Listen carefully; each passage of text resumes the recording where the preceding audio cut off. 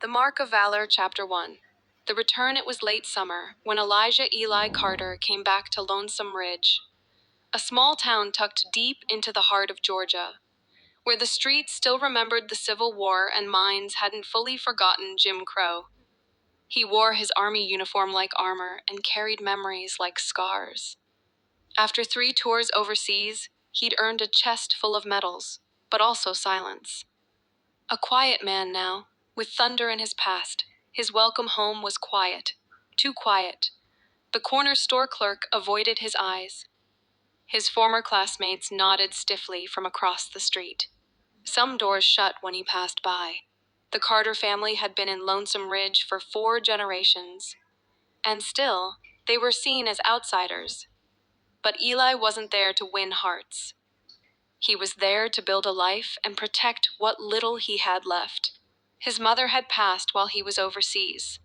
His little sister, Naomi, was the only family left, just 16 and tough as nails. She'd been fending off bullies at school, whispers about their family, and even threats. That was enough for Eli to unpack his bags for good Chapter 2. The ink beneath the skin. Eli had a large tattoo on his back, an intricate design featuring an eagle rising from chains, its wings wrapped in the stars and stripes. Across its chest, bold letters read, "I served so you could hate me." It wasn't meant to be provocative. It was a memorial, etched during his final tour in Afghanistan after he lost his best friend, Marcus, to a roadside bomb. They were the only 2 black soldiers in their unit when Eli took his shirt off at the gym, or while mowing the lawn shirtless in the southern heat. Some folks froze, others turned away. A few whispered, "Troublemaker." But they didn't mess with him, not after the night of the fire. Chapter 3, Smoke and Steel. One Friday night, around 2 a.m., Smoke curled up from the Johnsons' porch, a white family down the block, who'd always looked at Eli like he was wearing a mask. They were the kind who'd called the police when he moved in, claimed he looked suspicious unloading his own boxes. But that night, Eli didn't hesitate. He heard Naomi screaming from the window. Without grabbing shoes or his phone, he sprinted toward the flames, smashed the front door open, and pulled the Johnsons' youngest daughter out from under a collapsing beam. Then he went back for the mother, dragging her coughing, and panicked out the back by the time the fire department arrived. The tattoo on Eli's back was covered in soot and blood. The Johnsons said nothing to him that night, but they never called the cops on him again. Chapter 4. The shift word spread. Not just about the rescue, but about the tattoo. Teenagers in town started whispering about the soldier with the back ink. Some said it glowed. Others said it burned if you were a racist. It didn't. But Eli didn't correct the rumors. When a few high schoolers started harassing Naomi at the gas station, Eli pulled up in his pickup. As he stepped out, the oldest boy, the sheriff's nephew, saw the tattoo when Eli lifted his shirt to wipe his brow. The boy's face turned pale. "Why, you're him."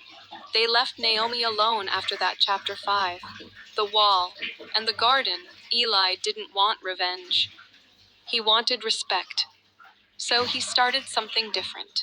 He opened the old Carter barn as a community center, called it the Forge. Veterans helped him convert it into a gym, a tutoring space, and a garden for kids who didn't have yards. He invited everyone, even those who never met his eyes. Some never came. But others did. The Johnson girl volunteered to paint murals.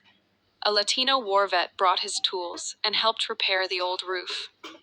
Naomi started mentoring middle schoolers in math. Lonesome Ridge began to change, not fast, not perfectly, but steadily. Chapter 6. The last test. One night, 2 men in ski masks tried to burn down the forge.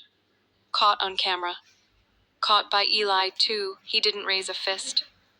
He pinned them to the ground with military precision, took off his shirt, and let them see the tattoo close enough to read.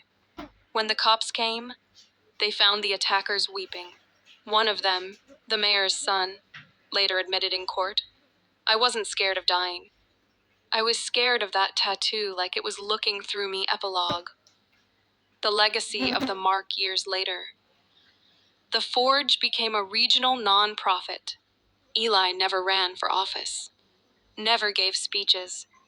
But when trouble threatened, people looked to him, and when new families moved into Lonesome Ridge, they'd hear the stories about the black soldier with the tattoo that made racists run, about how one man, calm and silent, changed a whole town without firing a shot.